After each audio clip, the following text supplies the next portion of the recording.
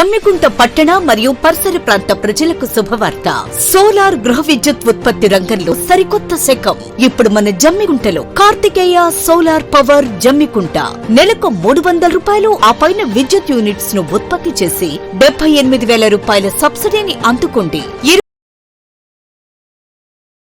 మాజీ రాజ్యసభ సభ్యుడు వడతెల రాజేశ్వరరావు వర్ధంతి సందర్భంగా రాజేశ్వరరావు విగ్రహానికి పూలమాల వేసి నివాళులర్పించారు.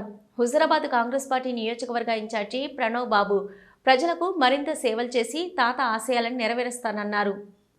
హుజురాబాద్ పట్టణంలో కాంగ్రెస్ పార్టీ సీనియర్ నాయకుడు వడతెల రాజేశ్వరరావు 14వ వర్ధంతిని హుజురాబాద్ పట్టణంలోని సైదాపూర్ క్రాస్ రోడ్లో ఘనంగా నిర్వహించారు. ఆయన విగ్రహానికి పూలమాలలు వేసి నివాళులర్పించారు. అనంతరం తాత వడతెల రాజేశ్వరరావు సేవలను గుర్తు చేసుకున్నారు. రాజ్యసభ సభ్యునిగా, కాంగ్రెస్ పార్టీ సీనియర్ నాయకునిగా అనేక సేవలు అందించిన మహోన్నత వ్యక్తి అని, వారి బాటలో నడుస్తూ ఈ ప్రాంత అభివృద్ధికి కృషి చేస్తానని అన్నారు. అనంతరం హుజురాబాద్ పట్టణంలోని బస్టాండును సందర్శించి సమస్యలను డిపో మేనేజర్ను అడిగి తెలుసుకున్నారు. బస్టాండులో ఉన్న సమస్యలను మంత్రి పొన్నం ప్రభాకర్ సహాయంతో పరిష్కరిస్తానని అన్నారు. 2వ విడత ఇందిరమ్మ ఇళ్లను త్వరలో మంజూరు చేసి ఇల్లు లేని ప్రతి నిరుపేద కుటుంబానికి ఇందిరమ్మ ఇల్లు కేటాయిస్తామని చెప్పారు. బస్ స్టాండ్ లో మాతో పాటు ఇక్కడ హుజురాబాద్ అలాగే ఇక్కడ ఉన్న డిపో సిబ్బంది గారు మాకు ఈ బస్ స్టాండ్కి ఒకసారి సందర్శించాలి, విజిట్ చేసి ఇక్కడ కొన్ని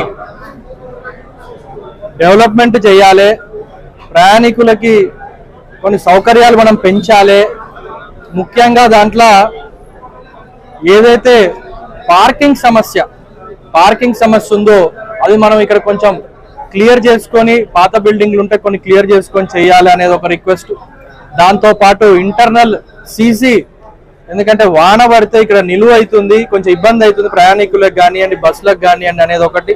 మరి దాన్ని సీసీ చేసుకోవాలి అనేవి ప్రధానంగా మాకు కొన్ని సమస్యలు మా దృష్టికి తీసుకొచ్చిండ్రు. దాంతోపాటు మరి మన హుజురాబాద్ అటు వరంగల్కి కానివ్వండి, ఇటు కరీంనగర్కి, అక్కడి నుంచి నిజామాబాద్ చూసుకున్నా ఇది మనకు సెంటర్ అవుతుంది ప్రయాణం చూసుకుంటే.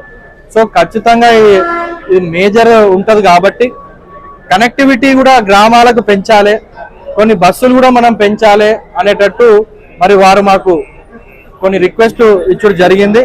1000 నుంచి 1200 రూపాయలు ఖర్చేది. మరి ఇప్పుడు ఈ పథకంతో ఏదైతే ఉందో ఉచిత పథకంతో ఆ మహిళలకు ఆ ఇంట్లో కనీసం 1500 రూపాయలు మరి ఆదా చేస్తుంది, మరి ఆ మహిళలు ఆదా చేస్తున్నారు. మరి ఆ రకంగా చేసేటట్టు మా ప్రభుత్వం వాళ్ళ సౌకర్యాలు కల్పించినందుకు మరి ముఖ్యంగా మరి ఈరోజు పొన్నం ప్రభాకర్ గారికి, దాంతో పాటు మన ముఖ్యమంత్రి గారికి వాళ్ళ కృతజ్ఞతలు, ధన్యవాదాలు